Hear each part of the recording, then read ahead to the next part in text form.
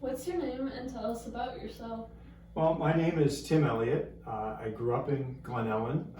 Went to Glenbard West High School, went off to Miami University and Harvard Law School, and then I've now practiced law in Glen Ellen with a small firm.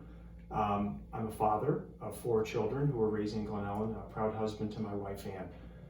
I've spent most of my adult life involved in community service in this area, in nonprofits like the DuPage Foundation, and on the board of directors for Metropolitan Family Services. I was the president of the DuPage County Historical Museum Foundation for a number of years, but I've also been involved in public service in government positions. I was on the DuPage County Board for 4 years. I was a Glen Ellen Village trustee for 4 years, and I've served on the Water Commission and on the Stormwater Commission. So I've been involved in government, and I've been active in trying to protect our natural resources.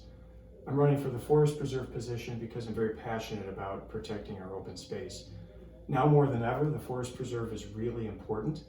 It's more critical than ever now to preserve our green space, to acquire green space for our future generations, for your generation.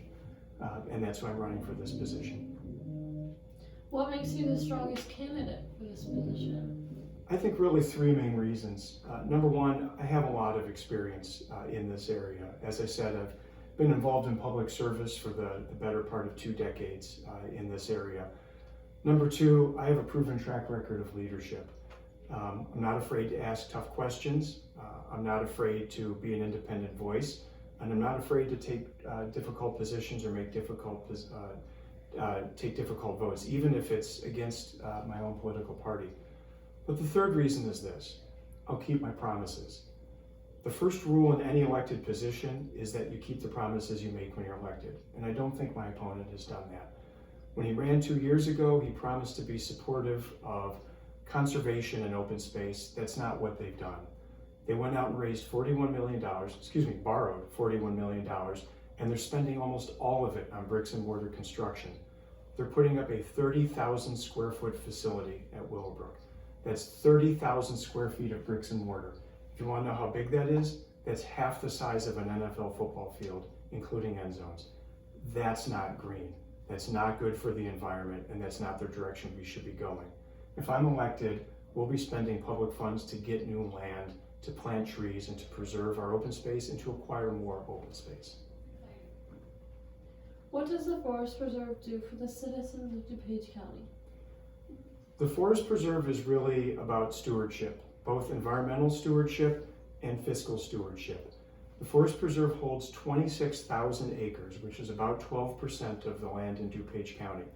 It's accumulated that land over the course of 100 years. So it's a process, and we're the stewards for that land. We take care of it, we protect it, we conserve it, but we're also fiscal and financial stewards. We're responsible to the taxpayers. So we have an obligation to be wise with taxpayer money, to spend taxpayer money wisely, and to ensure that there's enough money there so that we can continue this green mission. There's another role that the Forest Preserve has, and that's the role of being a good neighbor. We have a lot of issues in DuPage County, particularly recently with flooding and with stormwater. The Forest Preserve needs to work well with municipalities, other units of government, and other stakeholders to help solve issues like stormwater and flooding.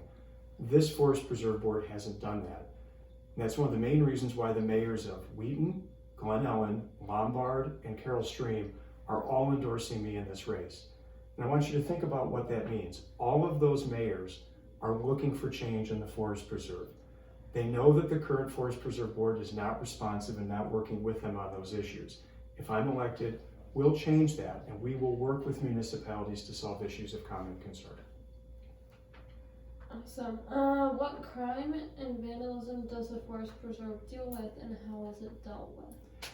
That's a really good question. It's a really timely question, particularly right now. The main issue that the Forest Preserve deals with is trespassing. We have 26,000 acres. That's a lot of places for people to go when they're not supposed to be there. One of the big issues in this election is the Safety Act. Maybe you've heard about that. It's very controversial. But one of the components of the Safety Act is that police can no longer arrest people for trespassing. I want you to think about that. If you're trespassing on a property, the police can come give you a ticket, but they can't arrest you and they can't force you to leave. That's going to create a real problem at businesses, at residences, and it's a real problem at the Forest Preserve. What do you do when you can't make people leave? Think about that for a moment. It's a real problem. The police can come and give them a ticket, and then they just have to walk away. That's not going to be tenable with the Forest Preserve, and that's a big issue coming up. Yeah, wow. Do you have any plans to increase volunteer opportunities, and how?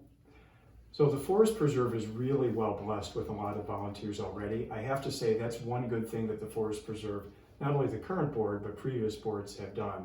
There's an incredible volunteer base, and there's a great foundation, a private 501c3 foundation that supports the mission of the Forest Preserve.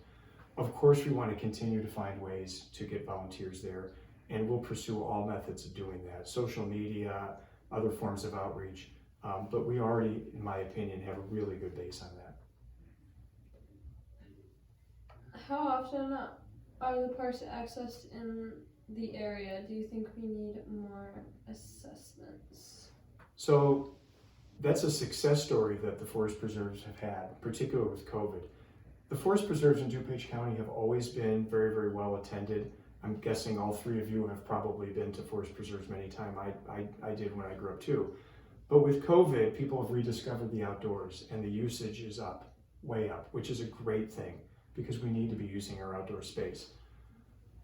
I don't have plans to increase assessments. In fact, one of my issues with the current board is that they have raised user fees. I think our Forest Preserves need to be open and accessible to everyone. They need to be affordable to everyone. And when you raise your user fees, what you're really doing is eliminating or reducing the ability of people of limited means to enjoy the Forest Preserves. I don't think that's okay. I would fight to keep user fees down because I want everybody to be able to use our Forest Preserves and the programming. I don't want to price people out. Is there anything else you would like to tell us? Yes, if I'm elected to the Forest Preserve Board, I plan on really revisiting the priorities of the Forest Preserve. As I said, their focus on the past 2 years has been all about bricks and mortar, new buildings, new construction, concrete and bricks and asphalt. That needs to change. We need to get away from that towards more green space, but it's not just that. There's a number of projects that the current board is just not moving forward on, and I hope you can see this. Does this show up? So this is a presentation that was given in May of 2022, just 3 months ago, I guess 4 months ago now.